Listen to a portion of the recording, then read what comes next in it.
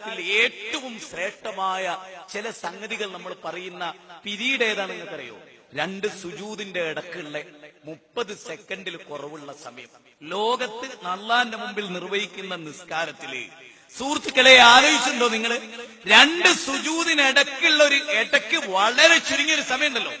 സുബ്ഹാന റബ്ബിയൽ അഅല, സുബ്ഹാന റബ്ബിയൽ അഅല, സുബ്ഹാന റബ്ബിയൽ അഅല പറഞ്ഞ് ഇടയ്ക്ക് ഇങ്ങോട്ട് വന്നിട്ട് അല്ലാഹുവിനോട് പറയുന്ന അല്ലാഹുമ്മ ഗ്ഫിർലി വജ്ബുർനി വഹ്ദിനി വർസുഖ്നി വആഫിനി എന്നൊക്കെയുള്ള വ്യത്യസ്ത രൂപത്തിലുള്ള തബറാനിയും അബൂദാവൂദും തിർമിദിയും ഒക്കെ റിപ്പോർട്ട് ചെയ്ത ഹദീസിൽ ആ വാചകത്തെ പറ്റി ആലോചിച്ചിട്ടുണ്ട്. ഇവിടെ പെണ്ണുങ്ങളോ ആണുങ്ങളോ ഒക്കെ മാരിവിസ്കരിച്ചല്ലോ. ഇശാസ്കരിച്ചവര് പല്ലുവിടണ്ടല്ലോ യാത്രക്കാരായ ആളുകൾ. എന്തേ നമ്മൾ ചെല്ലിയതാ പറഞ്ഞെന്താ? പടച്ചോനെ എനിക്ക് പുറത്തു തരണേ, പടച്ചോനെ എന്റെ പോരായ്മ, എന്റെ ന്യൂനത തികത്തിത്തരണേ. ഒരു ഭാഗത്ത് നമ്മൾ അള്ളാഹിനോട് പറയാം. പിന്നെ ഒരു ഭാഗത്ത് അള്ളാഹിനോട് പറയണം വറുസുഖ്നി, പടച്ചോനെ എനിക്ക് റിസ്ക് തരണേ, റിസ്ക് തരണേ. പിന്നെ നമ്മൾ അള്ളാഹിനോട് പറയണെന്താ? പടച്ചോനെ വആഫിനി, ആഫിയത്ത് തരണേ, ആരോഗ്യം തരണേ. പിന്നെ നമ്മൾ പറയണെന്താ? പടച്ചോനെ എന്നെ നേരെ ചൊവ്വയെ നടത്തണേ, ദീനനുസരിച്ച് ഹിദായത്തിന്റെ പാതയിലൂടെ നടത്തണേ. ഞാൻ എല്ലാവരോടും ചോദിച്ചോട്ടെ, അതിലെ 2 കാര്യം നമ്മൾ ചോദിക്കുന്നതിനനുസരിച്ച് നമ്മൾ ജീവിക്കാറുണ്ട്. ബാക്കിയുള്ള കാര്യം ഏതാ? 2 കാര്യം, ആരോഗ്യം തരണേ, റിസ്ക് തരണേ എന്നുള്ള കാര്യത്തിൽ നമ്മൾ എന്നെ ശ്രദ്ധിക്കാറുണ്ട്. നേരെ മറിച്ച് എന്റെ ന്യൂനത മാറ്റണേ എന്നും എനിക്ക് ഹിദായത്തിൽ എന്നെ മുന്നോട്ട് നയിക്കണേ എന്നുള്ള കാര്യത്തിൽ നമ്മൾ എത്ര ശ്രദ്ധാലുക്കളാണ്. ഒരു ഡോക്ടറെ ചെയ്യുന്നു, പരിശോധിച്ചപ്പോ പറഞ്ഞു, നിങ്ങൾക്ക് ഈ ക്ഷീണത്തിന്റെ ഒക്കെ കാരണം മൂത്രം ഇങ്ങനെ ഒഴിച്ചുകൊണ്ടിരിക്കണ്, വെള്ളം ഇങ്ങനെ കുടിച്ചുകൊണ്ടിരിക്കണ്, അത് ഇത്താത്ത നിങ്ങൾക്ക് നല്ല ഷുഗറാണ്. ടെസ്റ്റ് ചെയ്ത് റിസൾട്ട് കിട്ടിയപ്പോ 395 400 നിങ്ങൾക്ക് ഹൈ ഷുഗറാണ്. അതുകൊണ്ട് ഇന്ന് മുതൽ എന്റെ മുമ്പിലിരുന്ന ഈ സമയം മുതൽ അതോട് ഫുൾ സ്റ്റോപ്പ് ആയിക്കോളി. ഇന്ന ഭക്ഷണം ഇനി വേണ്ട, ഇന്ന് ഇത്ര അളവില് മതി, നാളെ മുതൽ നിങ്ങൾ നടക്കണം, എക്സസൈസ് ചെയ്യണം, ഇന്നെന്ന ഭക്ഷണ മര്യാദകളൊക്കെ ഒഴിവാക്കണം, പൊരിച്ചതും കരിച്ചതും ഒക്കെ ഒഴിവാക്കണം, ഇല്ലെങ്കിൽ അടുത്ത ആഴ്ചയോളം തട്ടിപ്പോവും എന്നൊക്കെ പറഞ്ഞ നമ്മളെ അവസ്ഥ എന്താ? നമ്മളൊക്കെ അവസ്ഥ എന്താ? നല്ലോണം മനസ്സ് തട്ടി ആലോചിച്ച് നോക്ക്. അതുവരെ കഴിച്ച ഭക്ഷണം ഫുൾ സ്റ്റോപ്പ്, അതുവരെ കഴിച്ച അത്രേ തോതത്രേ അതൊക്കെ നിർത്തി രാവിലെ 4 മണിക്ക് എഴുന്നേക്കുന്നത്. ജീവിതത്തിൽ തഹജ്ജുദ് നിസ്കരിക്കാൻ പടച്ചോനോട് 2 സുജൂദുകൾക്കിടയിൽ ദ്വേരുന്നപ്പോ എന്താ പറഞ്ഞ്? ഇന്ന് ഇസ്ലാം അനുസരിച്ച് ജീവിപ്പിക്കണേ റബ്ബേ. അതിന് തഹജ്ജുദ് നിസ്കരിക്കാൻ നമ്മൾ എണീറ്റിട്ടില്ല, സുബഹി നിസ്കരിക്കാൻ പോലും നമ്മൾ എണീറ്റിട്ടില്ല. പക്ഷെ ആരോഗ്യം കേടുവരും തോന്നിയപ്പോ നമ്മൾ എഴുന്നേറ്റു. ഡോക്ടർ ഏതോ മതത്തിൽപ്പെട്ടോട്ടെ, ആ ഡോക്ടർ പറഞ്ഞ് നമ്മൾ അനുസരിക്കാൻ തുടങ്ങാണ് ആ രാത്രി മുതൽ. പക്ഷെ അല്ല നമ്മളോട് കുറെ കാര്യം ഫുൾ സ്റ്റോപ്പ് ചെയ്താളാ, നിർത്തിക്കാളാ, കണ്ണുകൊണ്ട് ചീത്ത കാണല്ലേ, കാതുകൊണ്ട് ചീത്ത കേൾക്കല്ലേ എന്നൊക്കെ പറഞ്ഞിട്ടും ഫുൾ സ്റ്റോപ്പ് ചെയ്യാൻ നമുക്ക് തോന്നിയിട്ടില്ലല്ലേ? അല്ലേ താത്ത? ശരിയല്ലേ? ശരിയല്ലേ? നല്ലോണം ആലോചിച്ചു. ഇവിടെ ഇരിക്കുന്നവരോട് ആ പ്രാർത്ഥനയുടെ 30 സെക്കൻഡ് നിർവഹിക്കുന്ന എന്തെന്ന് പോലും നമുക്ക് അറിഞ്ഞുകൂടാ. പിന്നെ എന്ത് വിപ്ലവം ഇവിടെ ഉണ്ടാകാൻ പോണ്? എന്ത് വിപ്ലവം ഉണ്ടാകും? നിസ്കാരത്തിൽ അള്ളാഹിനോട് ചോദിച്ചതിന് വിപ്ലവം ഉണ്ടായിട്ടില്ല. ഇവിടെ ചരിത്രം സൃഷ്ടിക്കാൻ ഇറങ്ങി പുറപ്പെട്ട നാം കുറച്ച് ഗൗരവമായി ചില കാര്യങ്ങൾ കേട്ടേ പറ്റൂ, അറിഞ്ഞേ പറ്റൂ. അതിലേറ്റവും പ്രധാനമാണ് ലക്ഷ്യം നിർണയിക്കുക എന്നുള്ളത്. എന്താ നമ്മുടെ ലക്ഷ്യം? ശരിക്കും എന്താ നമ്മുടെ ലക്ഷ്യം? നമ്മുടെ ലക്ഷ്യം നരകത്തുനിന്ന് മോചിതമായി സ്വർഗത്തിലെത്തുക എന്നുള്ളതാണ്, സ്വർഗാവകാശിയാവുക എന്നുള്ളതാണ്. ആ സ്വർഗാവകാശിയാകാൻ എന്തൊക്കെ കാര്യമുണ്ട്? അതിലേറ്റവും പ്രധാനമായ ഒരു മേഖല ഞാൻ നിങ്ങളോട് പറയാൻ, ഇന്ന് ലോകത്ത് കാണുന്ന നമ്മുടെ ചിന്തയിൽ പറ്റിയിട്ടുള്ള ഏറ്റവും വലിയൊരു തകരാറിനെ കുറിച്ച് ഞാൻ നിങ്ങളോട് പറയാം. നമുക്കറിയാം ഇസ്ലാമാണ് ശരി, നമുക്കറിയാം പ്രവാചകന്റെ സുന്നത്താണ് സുന്നത്ത്, നമുക്കറിയാം.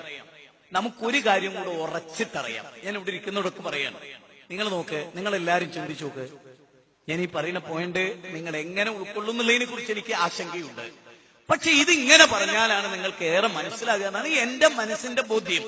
അതുകൊണ്ട് ഞാൻ പറയാണ്, നിങ്ങളുടെ അയൽവാസിയായ മാധവി ചേച്ചിയോ അത് മാധവേട്ടനോ രാവിലെ എഴുന്നേറ്റ് കുളിച്ച് ഡ്രസ്സൊക്കെ മാറ്റി കുറി തൊട്ട് നമ്മുടെ വീടിന്റെ മുറ്റത്ത് അടിച്ചുകൊണ്ടിരിക്കുമ്പോ അവരെങ്ങനെ നടന്നു പോവുകയാണ്. മാധവി ചേച്ചി നിങ്ങളെങ്ങോട്ടാ? ഞാൻ ചോദിക്കണം, ആമിനെത്താ ചോദിക്കണം. ഒന്നുമില്ല ആമിന്, ഞാനിങ്ങനെ അമ്പലത്തിൽ പോവുകയാണ്. അങ്ങനെ ആവട്ടെ, നമ്മൾ പറഞ്ഞവരെ പറഞ്ഞേ ശരിയാണ്. നമ്മളൊക്കെ അങ്ങനെ, നിങ്ങളെങ്ങോട്ടാ പോണേ? പള്ളിയിലേക്കാണ്. നമ്മൾ അങ്ങനെ ആവട്ടെ, നന്നാവട്ടെ. ഒരു ക്രിസ്ത്യാനി അതിനെങ്ങനെ നടന്നു പോകും? നിങ്ങളെങ്ങോട്ടാ? ഞാൻ ചർച്ചിൽ പോവാണ്. നടക്കട്ടെ.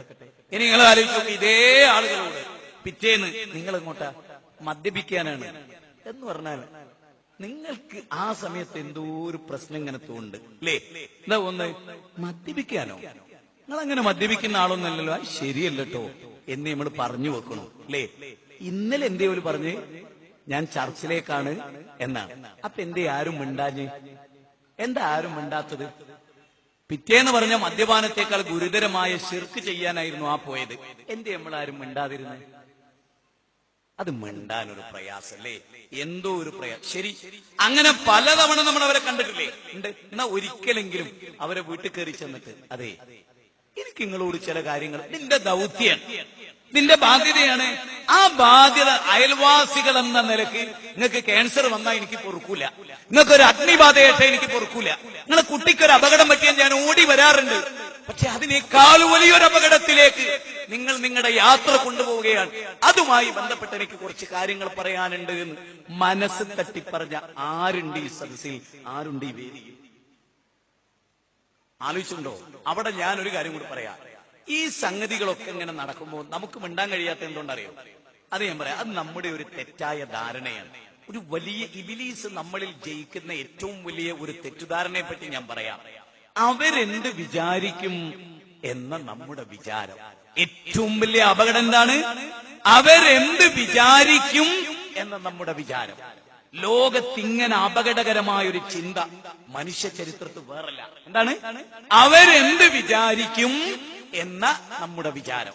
ഞാനൊരു കാര്യം നിങ്ങളോട് തീർത്തു പറഞ്ഞുതരാം. അവരെന്ത് വിചാരിച്ചു കൊള്ളട്ടെ, അവിടെ നമ്മൾ ചിന്തിക്കേണ്ട എന്തറിയോ?